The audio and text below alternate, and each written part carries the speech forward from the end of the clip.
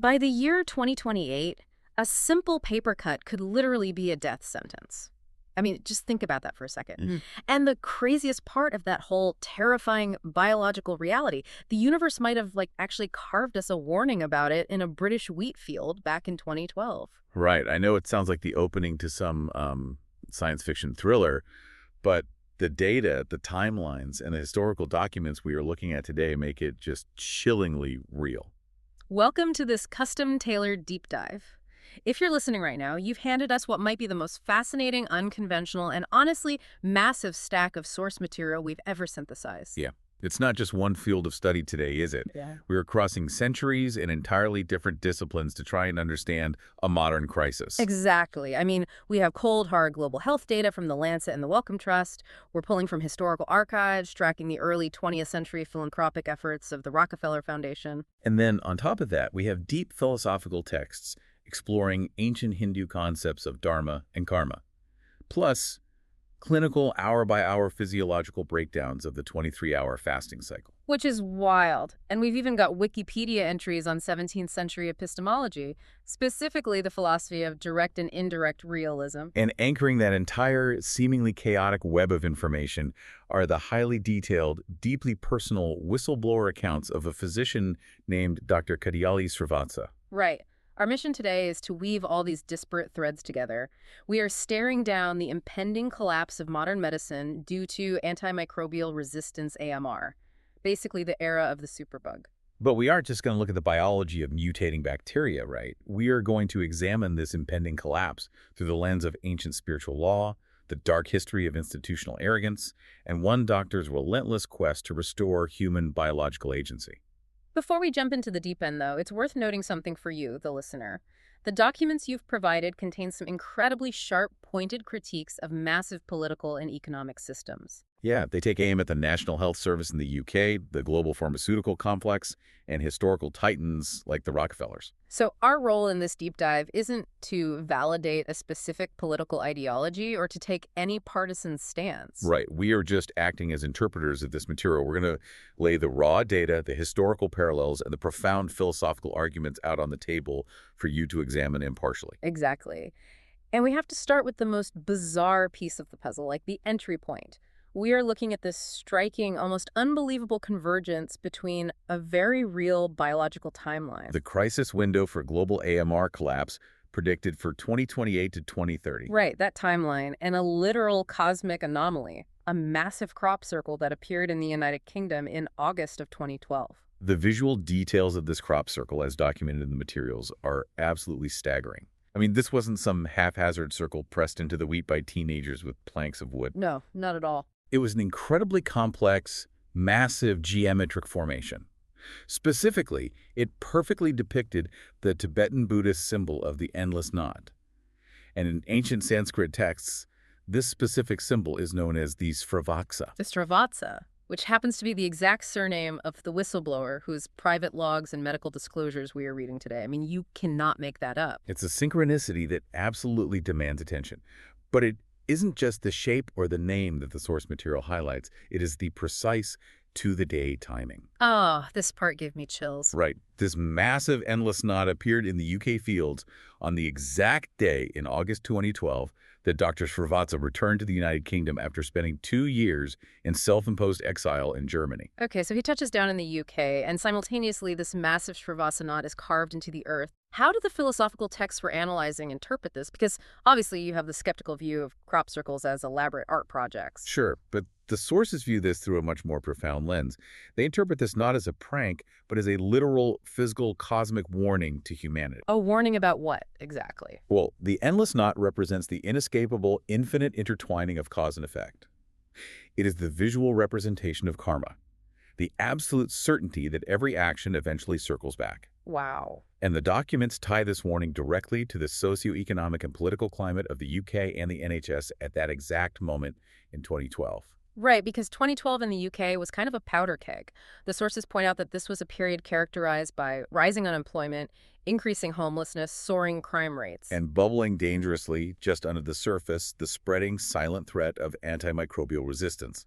A threat that these documents argue will soon bring modern medical institutions and massive hospitals completely to their knees. So it was a warning written in the fields, a reminder that you cannot outrun the consequences of a broken system.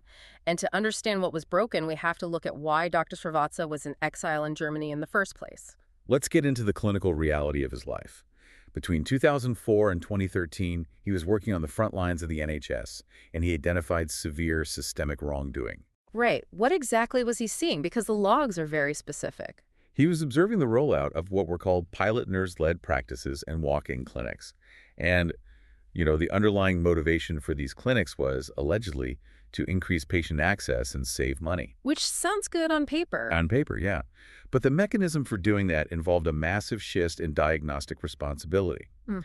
The system was essentially taking the burden of complex medical diagnosis away from fully trained doctors and placing it squarely onto nurses. No, I can hear people listening to this and thinking, wait, nurses are the backbone of the hospital. They're incredible. What's the danger there? It isn't a critique of nursing as a profession at all. It's a critique of educational foundations and systemic boundaries.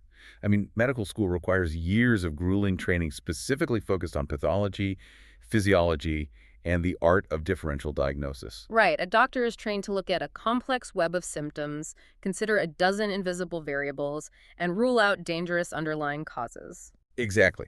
Nursing training is phenomenal, but it is fundamentally different. When the system allowed nurses to act autonomously as doctors, without that specific medical school foundation, they had to fill that knowledge gap with something else. And the sources tell us exactly what that something else was. They filled it with pre-printed assessment sheets and algorithmic protocols. Yeah, the flowchartification of medicine, basically. It's terrifying when you really think about the mechanics of it. If a patient walks in with a cough, the algorithm says, go to box B. If they have a fever, prescribe drug C. It completely strips away the clinical intuition of the healer. And Dr. Srivatsa observed the devastating real-world outcome of this algorithmic medicine. When you rely on rigid flowcharts that fundamentally misunderstand the nuances of a unique human body, the diagnoses are inevitably going to be incorrect. Yeah.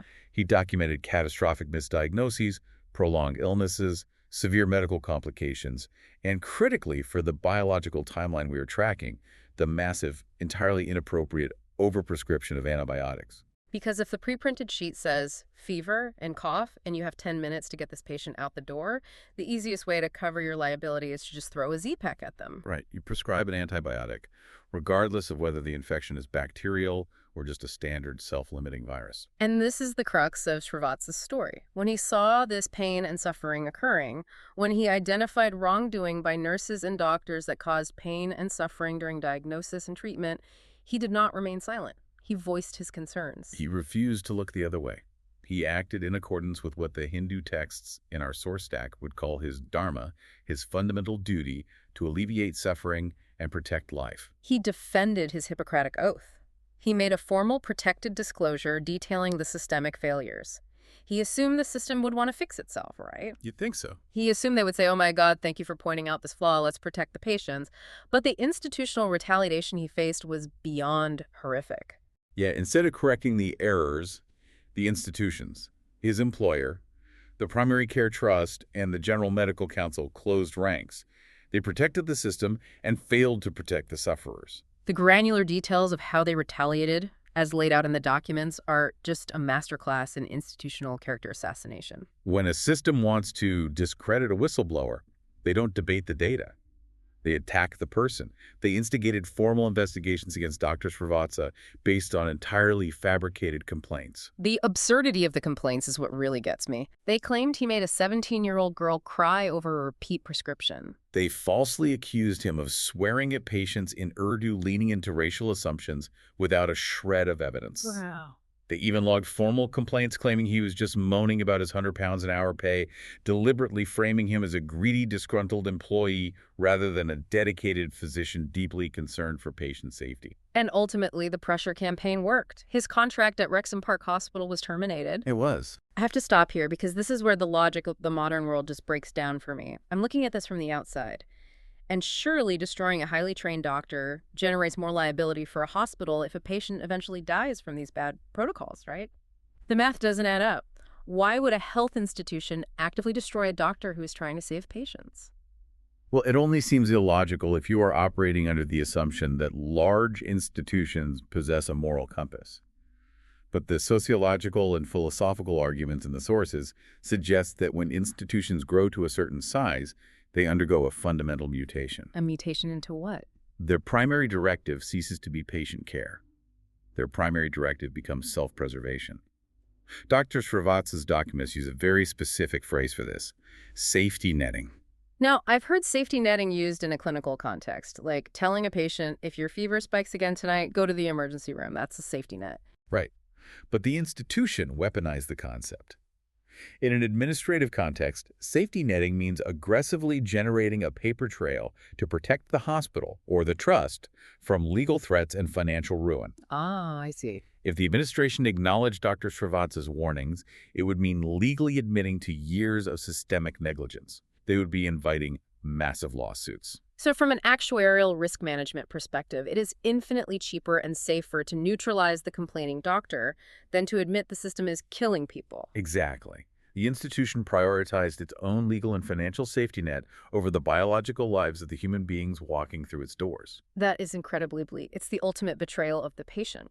But what is truly fascinating about the historical sources we're analyzing is that they prove this kind of institutional blindness didn't just spontaneously generate in the NHS in 2004. No, not at all. If you trace the roots back, Srivatsa's suppression is part of a much older, darker playbook. Exactly. The historical context provided in the sources transports us back over a century, specifically to the years 1904 and 1906 in the United States. This was the era of John D. Rockefeller Sr., his son John D. Rockefeller Jr., and their chief business advisor, Frederick Taylor Gates.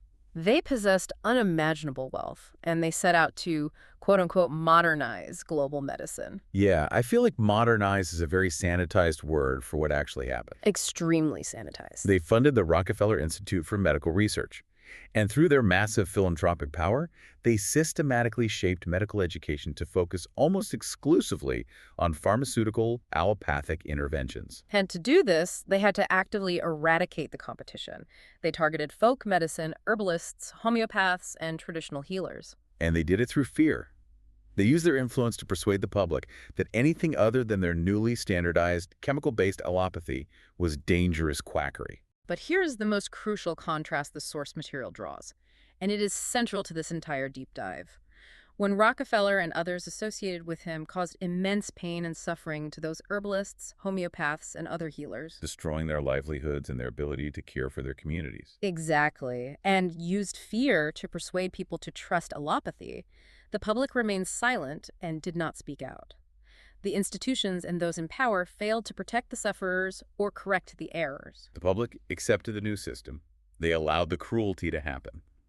Contrast that with Dr. Srivatsa a century later, looking at a broken allopathic system and refusing to stay silent. And this is where the ancient Hindu philosophy integrated into the sources provides a really profound lens for understanding power.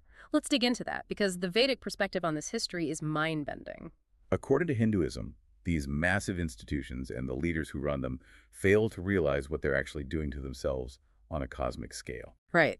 The institutions and leaders used their authority to reveal their true nature when they treated individuals as insignificant, harassed, humiliated, and destroyed their families, homes, and livelihoods, assuming no one was watching. They operated under the fallacy of invisibility because they controlled the media, the medical boards, the funding.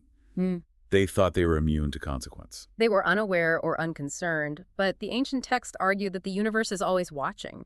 Their moral bankruptcy was being recorded on a cosmic ledger. And the sources make a vital point about Dr. Srivatsa's motivation in this regard.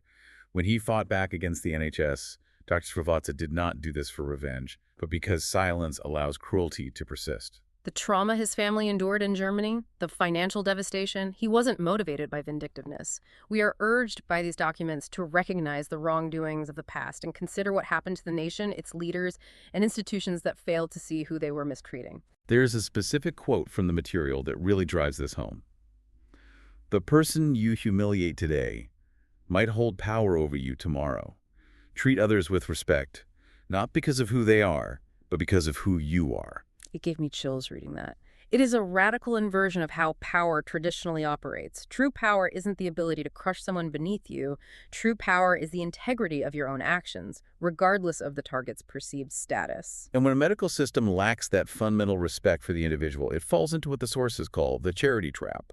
I want to explore this because when we look at the legacy of the Rockefeller Foundation or even the modern NHS, it wears the mask of extreme benevolence, right? Oh, absolutely. Billions of dollars spent, massive hospitals built, subsidized pills handed out to the masses. It looks like the ultimate good. But the sources argue that this specific brand of charity is basically a Trojan horse. It actually creates profound dependency. Exactly. When a billionaire philanthropist or a massive medical state hands out quick fix pills that mask symptoms without addressing the root biological cause, they aren't empowering the patient. They are conquering the free will of the receiver. They are making the patient a dependent subject in their economic ecosystem. Like, if I cure you, you don't need me anymore. But if I manage your symptoms with a daily pill, you are a customer for life. And to manage millions of customers, the system has to strip away their humanity. This is what Dr. Srivatsa describes as statistical morality. You cease to be a unique spiritual and biological entity. You become the 45-year-old male in room 302 with a BMI of 28. Yeah. You become a data point to be managed by the pre-printed assessment sheet. And over time, this trains the public into a state of learned helplessness. We stop listening to our own bodies. We get a headache, and instead of asking, am I dehydrated? Am I stressed? Am I sleeping poorly? We immediately outsource the solution to the system. We surrender entirely to the authority of the white coat, which perfectly sets up one of the most brilliant, unexpected analogies in the source stack. Oh, the Wikipedia entry on direct and indirect realism. Yes. I have to admit, when I first saw 17th century epistemology sitting next to global health data on superbugs, I thought someone had mixed up their browser tabs. But when you map it onto the medical system, it is flawless. It's a staggering conceptual link. Let's break down the philosophy first for everyone listening. Okay, so in the realm of philosophy, direct realism argues that we perceive the external world exactly as it is. When I look at an apple, I am directly experiencing the physical reality of that apple. Right. But indirect realism, which was championed by thinkers like John Locke, argues the exact opposite. It says we don't experience the external world directly at all. We only experience an internal mental representation of that world. We are experiencing the shattered on the cave wall, not the object casting the shadow. Exactly. And the medical system has entirely adopted indirect realism. When the walk-in clinic nurse or the hurried doctor looks at a patient, they aren't looking directly at the human being in front of them. That would be direct realism. Instead, they're looking at the chart. They're looking at the algorithmic pre-printed sheet, the blood test ranges, the BMI score. They're looking at the representation of the patient. They have fundamentally mistaken the map for the territory. That is the tragedy of modern diagnosis. When a medical professional practices indirect medical realism, the algorithm supersedes the human. Right. If the pre-printed sheet says the patient's metrics are within a normal range, but the patient is sitting on the exam table in absolute agony, the system is explicitly trained to trust the representation over the physical reality. And when you apply that systemic blindness, that algorithmic arrogance across decades and across millions of patients, when you have a system mindlessly prescribing antibiotics based on flowcharts rather than deep clinical intuition, the bill eventually comes due. And that bill is antimicrobial resistance, AMR. The data we have from the Lancet and the Wellcome Trust regarding AMR is just the stuff of nightmares. We are not talking about a minor statistical uptick in hospital-acquired infections. We are talking about an existential threat to human life. The forecasts predict 39 million direct deaths attributable to AMR between 2025 and 2050. And by the year 2050, the models show we will be facing 10 million deaths annually. That is a higher death toll than cancer. The economic devastation is just as staggering, honestly. We're looking at a global GDP loss of $1 to $3.4 trillion every single year. But the part of the data that actually made my stomach drop was the timeline. When we hear 2050, our brains categorize it as a distant sci-fi problem. But the sources explicitly state that the crucial window, the tipping point that determines whether healthcare systems completely collapse, is 2028 to 2030. That isn't the future. That is right now. It is imminent. And I think we really need to define what an AMR collapse actually looks like for the average person, because it isn't just about catching a stronger version of strep throat. Right. The sources stress that a post-antibiotic world means the absolute end of routine modern medicine. It means the end of organ transplants. Because if you can't guarantee you can fight off opportunistic infections, you cannot purposely suppress a patient's immune system to accept a new heart or kidney. Exactly. It means cancer chemotherapy becomes a death sentence. Chemotherapy destroys your white blood cells.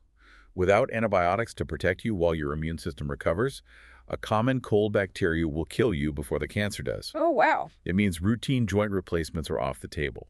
It means safe childbirth, specifically cesarean sections, are no longer guaranteed. And the sources say the escaped pathogens are driving this.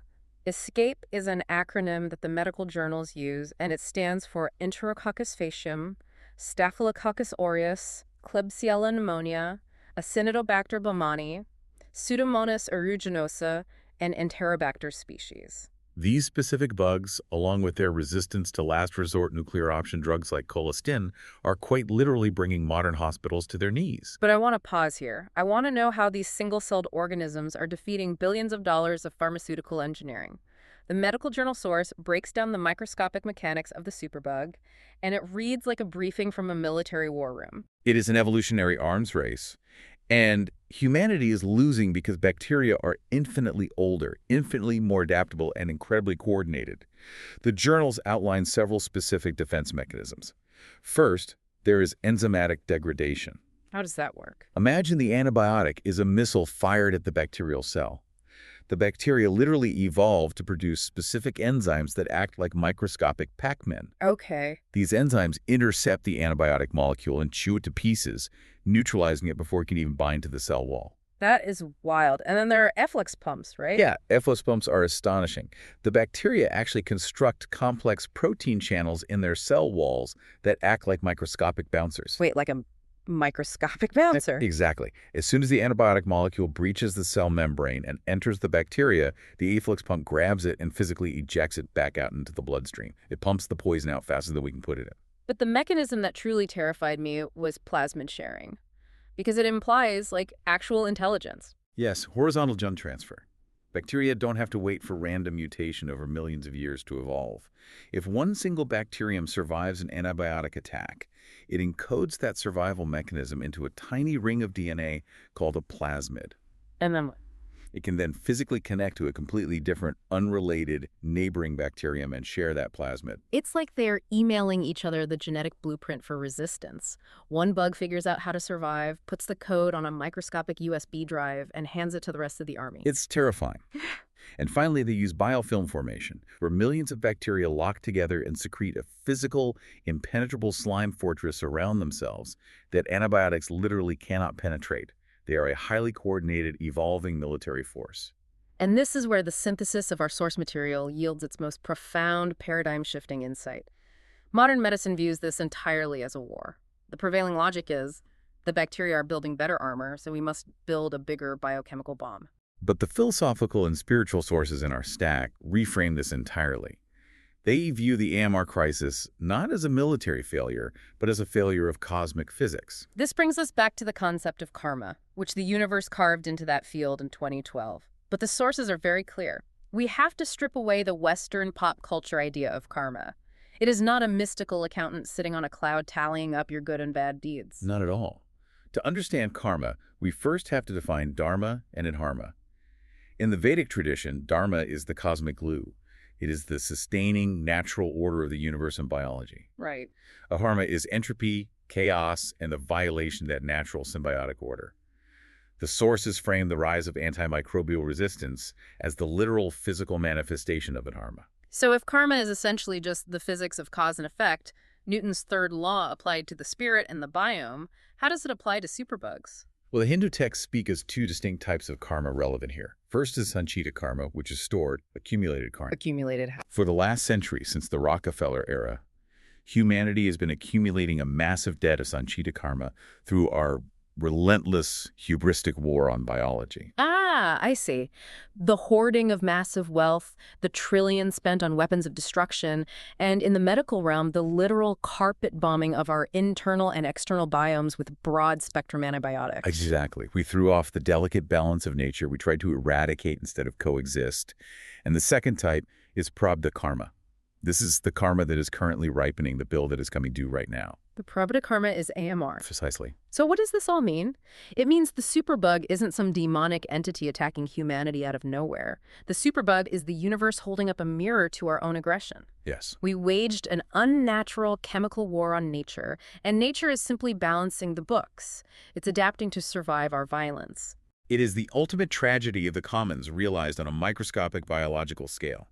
And if the root cause of this impending collapse is our reliance on external, artificial interventions that disrupt natural order, the charity trap of endless pills, then the solution must involve a radical return to self-reliance and biological balance. Which brings us to the inclusion of the 23-hour OMAD fasting cycle in our source stack.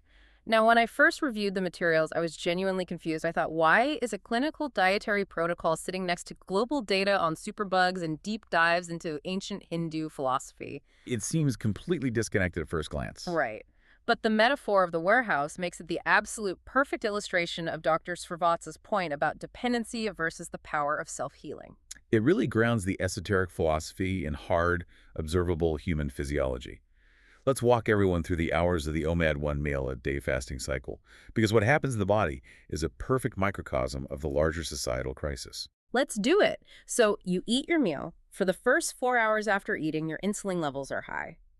Insulin is essentially a one-way storage valve.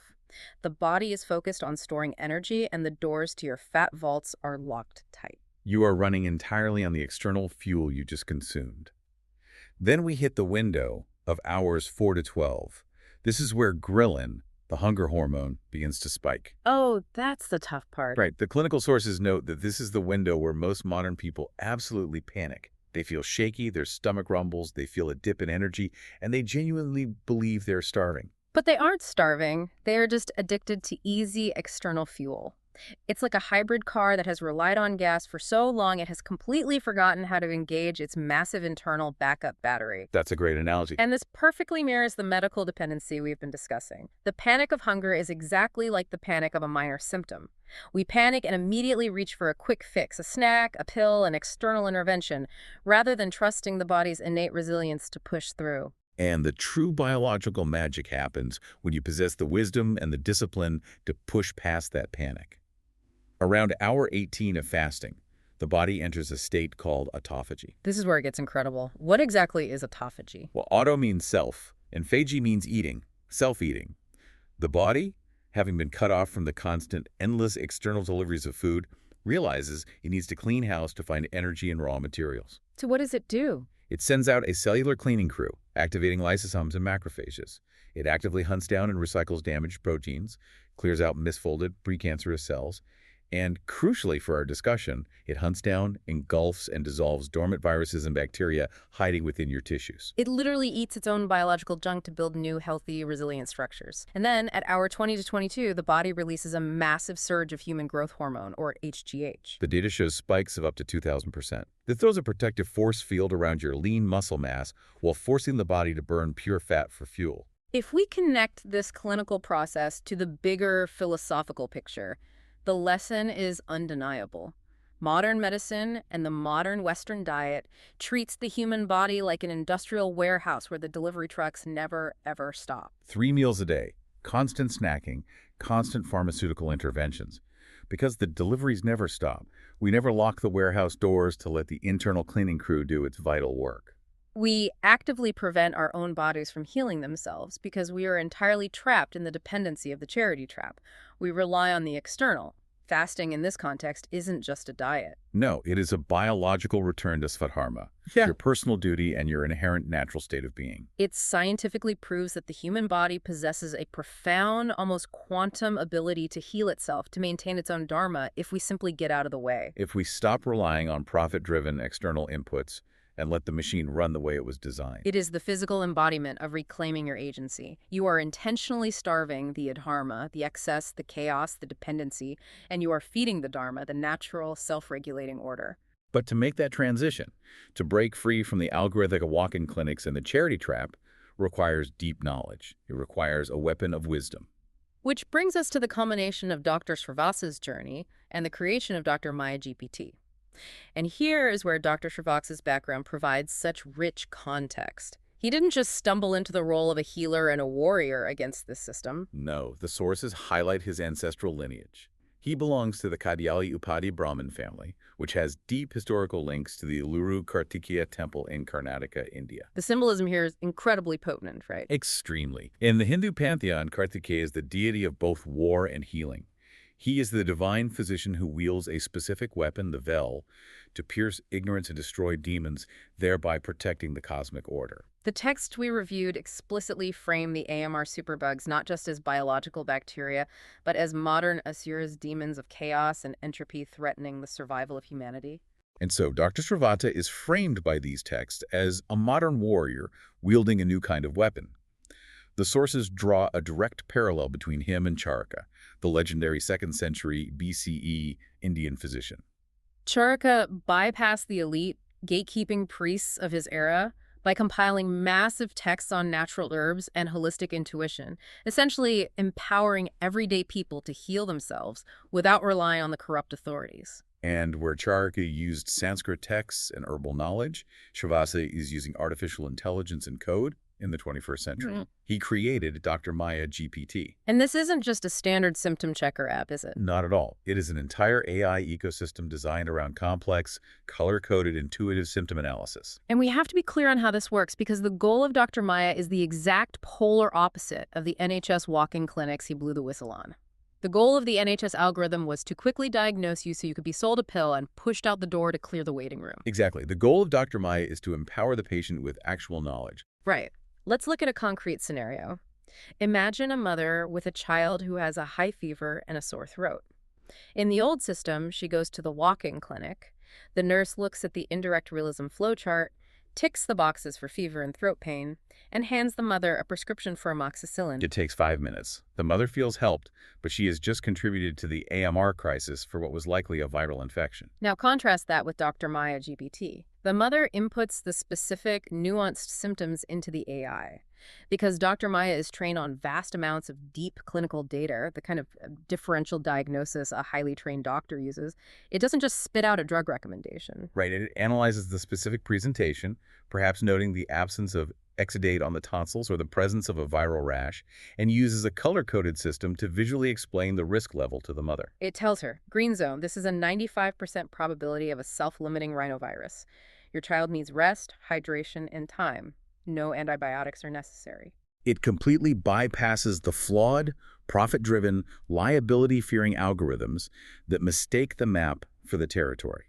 It educates the mother instead of creating dependency. It restores the free will of the patient. It breaks the charity trap by giving the individual the knowledge to understand their own biology. And this brings us to the profound emotional and philosophical climax of the material.